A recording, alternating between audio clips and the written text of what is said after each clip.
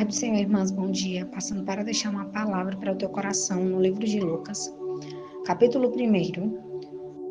Vamos ler o versículo 5, o versículo 6 e o versículo 7. O versículo 5 diz assim: No tempo de Herodes, rei da Judéia, havia um sacerdote chamado Zacarias, que pertencia ao grupo sacerdotal de Abias. Isabel, sua mulher, também era descendente de Arão. Ambos eram justos aos olhos de Deus, obedecendo de modo irrepreensível a todos os mandamentos e preceitos do Senhor. Mas eles não tinham filhos, porque Isabel era estéril e ambos eram avançados de idade. Esses 3 versículos que nós lemos nessa manhã faz parte da história de Isabel e Zacarias. Faz parte do nascimento de João Batista, que foi predito pelo anjo Gabriel. Então, essa história, ela é a primeira narrativa do livro de Lucas. E nesses versículos em que nós lemos, você pode observar que Lucas ele vai nos apresentar como um plano de fundo. Você vai ver que ele inicia nos apresentando sobre o contexto histórico, dizendo que naquele período, quem reinava na Judéia era Herodes. E no versículo 5 ele vai dizer que Zacarias, ele era um sacerdote da época, que era casado com uma mulher que pertencia da mesma linhagem sacerdotal. Ambos eram um casal de Deus. Então, Lucas está nos apresentando que eles eram pessoas justas à palavra do Senhor. Mas apesar deles serem uma bênção, como o texto nos diz, né? No versículo 7 ele vai nos contar que este casal ele enfrentava um cenário de impossibilidade. E vai dizer que ele, né, e ela, eles enfrentavam uma situação de impossibilidade. Ela era estéril, ambos já eram avançados de idade, eles não tinham filho. Se você observar no versículo 7, antes de Lucas falar sobre o problema em que eles tinham, Lucas vai acrescentar a pequena palavra dizendo mais, e isso é uma oposição, ou seja, apesar deles serem uma bênção, eles viviam algo muito difícil na vida deles.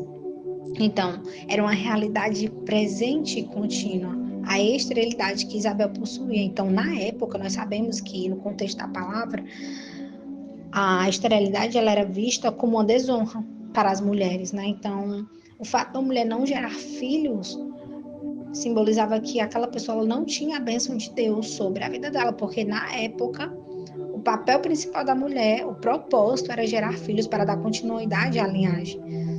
Então, Isabel, muitas das vezes, ela poderia até ser vista como alguém que era amaldiçoada por não gerar filhos para dar continuidade, né, à linhagem, até mesmo sacerdotal, que ela e o marido possuíam.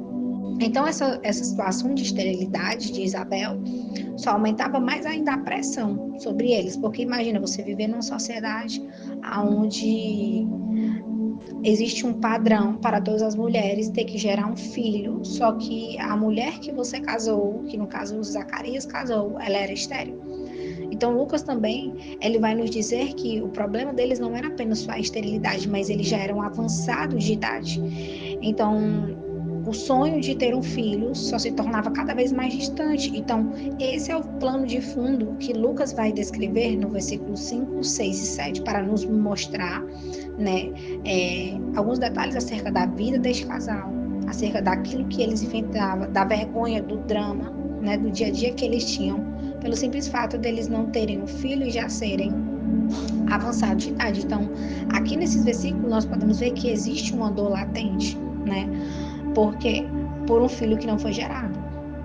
Então, a Bíblia vai nos dizer que, na continuação do texto, que no dia em que Zacarias ele se separa para oferecer incenso, oração, adoração ao Senhor no templo, é o dia que o Senhor vai se manifestar para ele, né?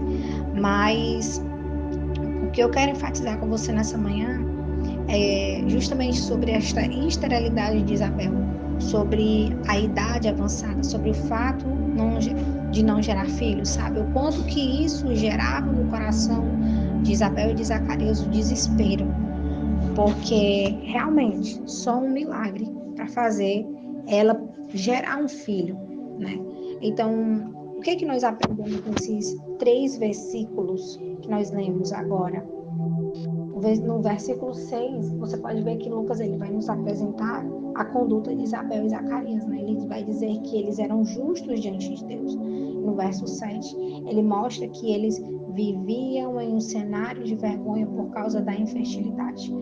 Eu quero dizer para você, né, que a Isabel, ela vivia um cenário, né, um cenário de desonra por conta do problema que ela possuía.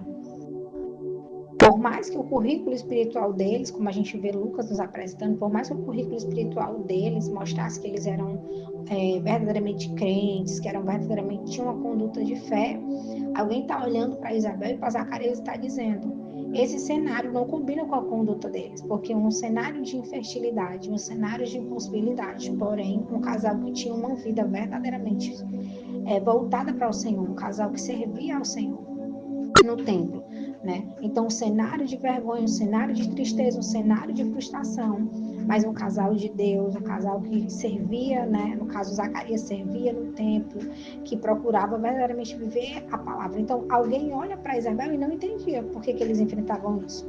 Então, talvez eles eram questionados, julgados, até mesmo de forma direta ou indireta, porque muitas vezes as pessoas, elas pautam a nossa vida com Deus diante daquilo que nós estamos vivendo, né? Olha a mão para Zacarias e para Isabel e dizer: como pode? Eles são um casal de Deus, mas mesmo assim eles vivem um cenário de impossibilidade, ela não gera filho, já estão de idade avançada. Então, o que eu quero te dizer nessa manhã, mulher, com isso? Parece que eu estou falando, né, para alguém, que alguém está olhando para você e a pessoa diz assim: você ora, você busca, você é alguém que procura viver a palavra. Ouvimos até alguém dizer que você é uma mulher de Deus, você é uma bênção, mas muitas das vezes você é questionado acerca de alguns cenários que você tem vivido. Às vezes as pessoas olham para você e dizem: você é uma bênção, mas o filho está afastado, o marido está afastado, a filha está afastada. Alguém está olhando para você e está olhando para o cenário de impossibilidade que você está vivendo. Então alguém olha e diz assim: é uma pessoa que ora tanto, mas parece que as portas estão fechadas, nunca se abrem. E eu quero te dizer, mulher, quem está de fora, olhando para você, não entende a circunstância que você está vivendo. Sabe por quê? Porque eles não entenderam que não é a circunstância, não é o momento, não é a prova, não é nada que você está vivendo. Nada disso define quem você é em Deus. Apesar de Isabel ser estéril, ela era alguém justa para o Senhor. Ela era filha, ela é amada, apesar de tudo que ela estava passando e enfrentando por causa da esterilidade, por causa da idade avançada. Então, o que eu quero te dizer, mulher, nada é empecilho para Deus se manifestar. Então, alguém olha para você e se questiona. Por que muitas das vezes você vive tantas lutas, você vive tantas dificuldades? E eu quero te dizer nessa manhã, o céu te olha de uma forma diferente e ele diz: esse cenário que você está vivendo é um cenário favorável para a minha intervenção. Alguém olha e diz: tadinha, está passando por luta, tadinha, está passando por prova, ora e nada acontece, ora e nada muda. Só que enquanto alguém está olhando e se lamentando por conta do cenário que você está vivendo, o céu te olha de uma forma diferente e ele te diz, né? Esse cenário é um cenário favorável para a intervenção divina, é um cenário para Deus entrar e agir. Então, o que eu quero te dizer nessa manhã, você não é a circunstância que você vive. Os fatores externos não definem quem você é diante de Deus. Sabe por quê? Porque o Pai te vê. Apesar da vida de Isabel ser uma vida que para ela era uma vida de vergonha, ela andava na rua, alguém olhava e dizia: lá vai a mulher do sacerdote que não pode gerar filho. Tadinhos, nunca vão conseguir formar uma família, porque ela é estéril, eles já estão ficando velhos.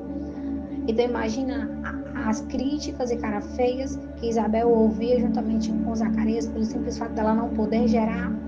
Só que alguém está olhando para Isabel e não está compreendendo, porque parece que o cenário em que ela vive não combina com o estilo de vida que ela tem, porque a Bíblia nos diz, você leu comigo, a Bíblia nos diz que ela era alguém justa, irrepreensível diante de Deus.